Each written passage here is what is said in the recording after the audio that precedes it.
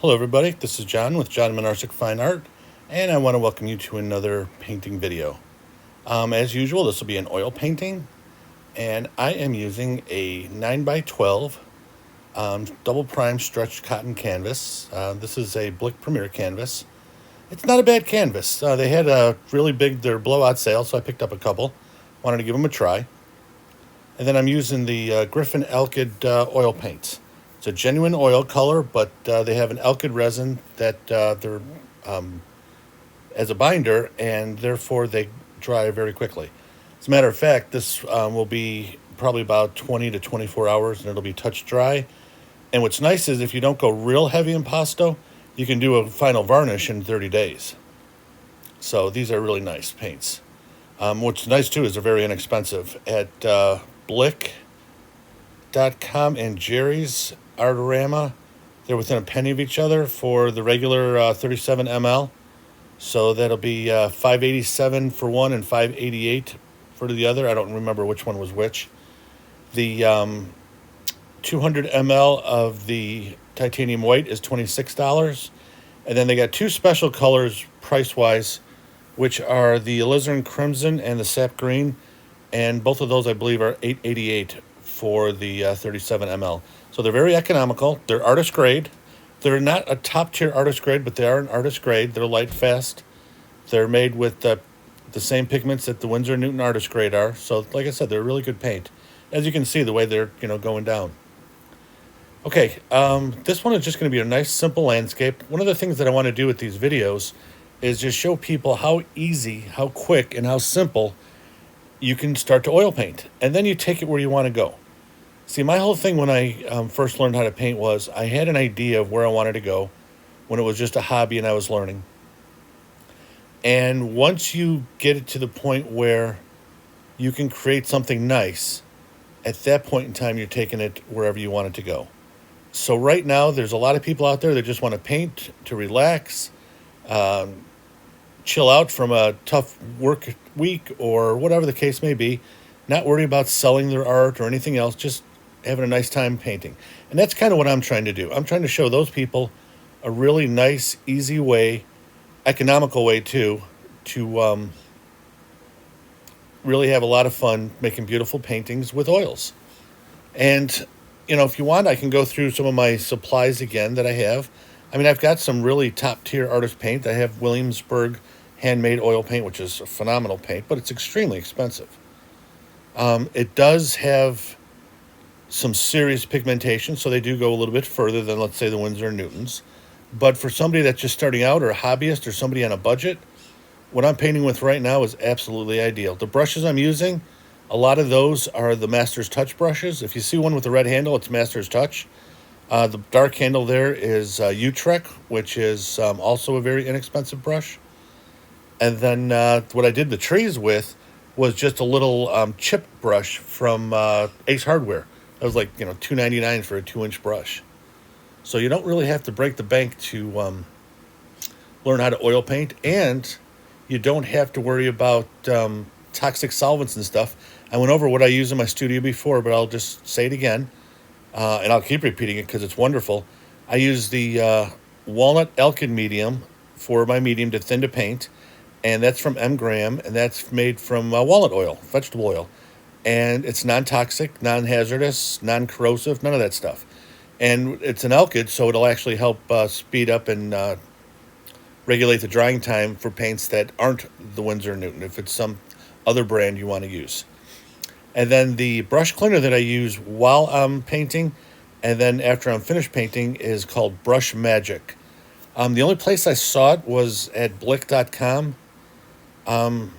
Yes, I believe it was Blick.com. And I want to say, my goodness, it was like a half a gallon for $20. Don't quote me on it. It's been a while because it's lasts a while.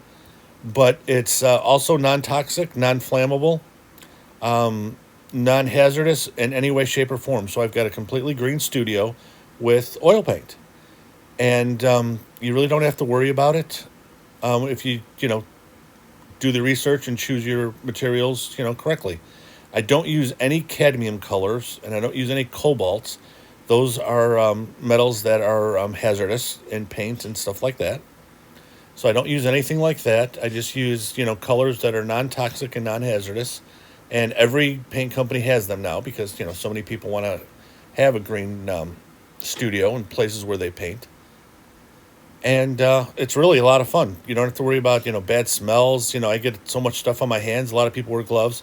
My hands were never sensitive even before my studio went green. But there's some people that will probably still be sensitive even with the non-toxic materials. But I think a lot more people that won't be with these kind of supplies. So check it out. And if you want, drop me a little comment or something, and I'll get an exact price list of what it would take to start oil painting from scratch. And I'll put it together of everything that I paid. I'm in Illinois, not in Cook County where Chicago is. I'm in Will County, one county over. So my prices might be different than depending on where you're at. But they're going to be in the ballpark. They're going to be, in the similar ballpark. And one of the things you do, too, is a lot of your materials, don't buy them unless they're on sale. Except for the paint. They never have the paint on sale, but at $5.88 for a 37 ml, and you don't use a lot. I mean, I used probably each color that I used here. I mean, it was half the size of a dime to squirt it out. And you got a lot of, half dime size drops in a 37 ml tube. So, a little bit goes a long way. Okay, now on to the painting. As you can see, I am tired of winter. It is February 27th, 2022, and I'm tired of winter already.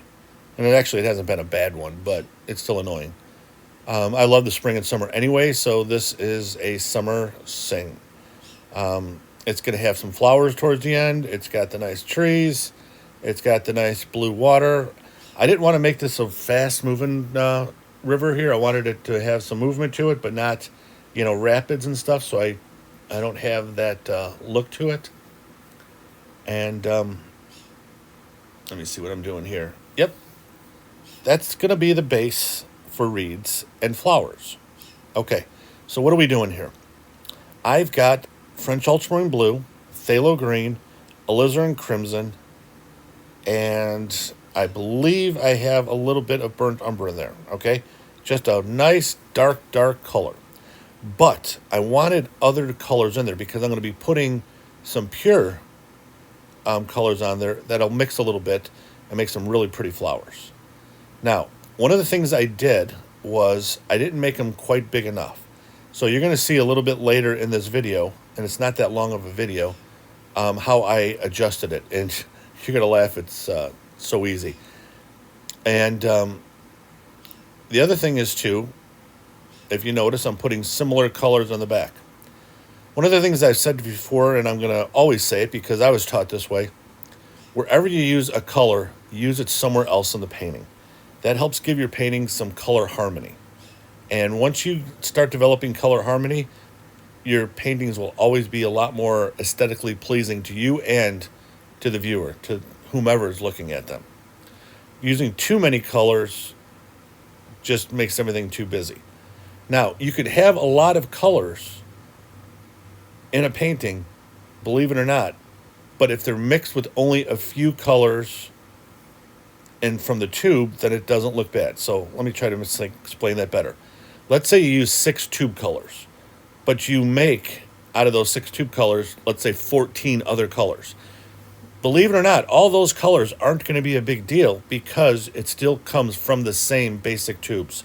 It's not like you're using 14 different tube colors.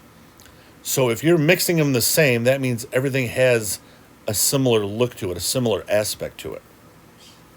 Okay, enough of the philosophical stuff. Those reeds and flowers are on an angle. And I'm noticing it now, and I'm thinking to myself, wow, what did I do? Fall over on my right side or something? So I'm going to put in a few little rocks here. And then before I'm done with this painting, I'm going to fix that. And those flowers and reeds will look a lot better than they do right now.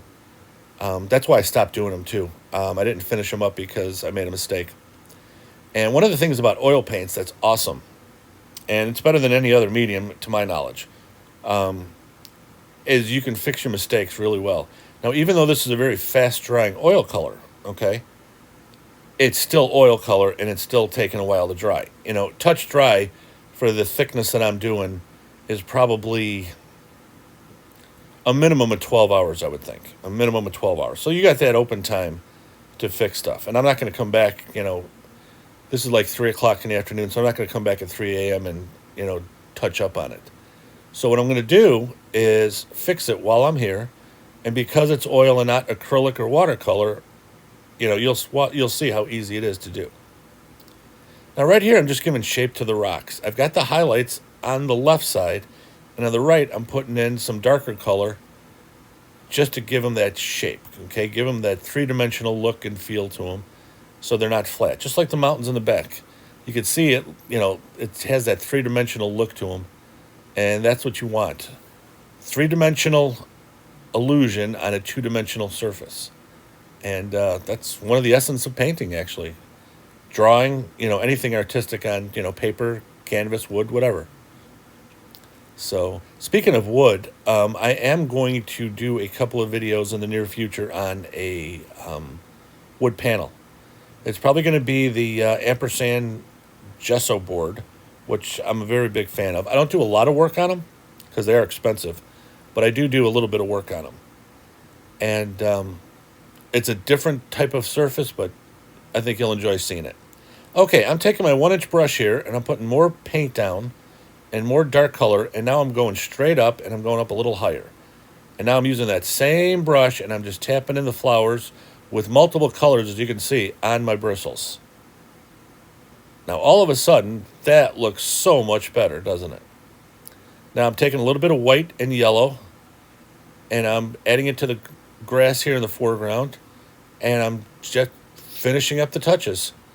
So again, this is a very simple painting, real time.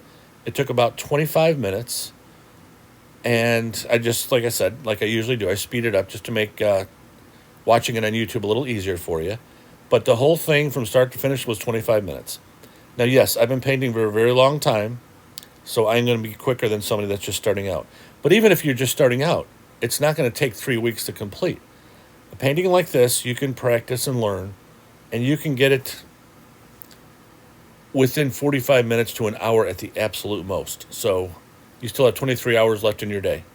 So I hope you enjoyed this video. If you want to leave a comment, or if you enjoyed it and you want to subscribe, hit that subscribe button and then that little bell to let you know when I upload a video.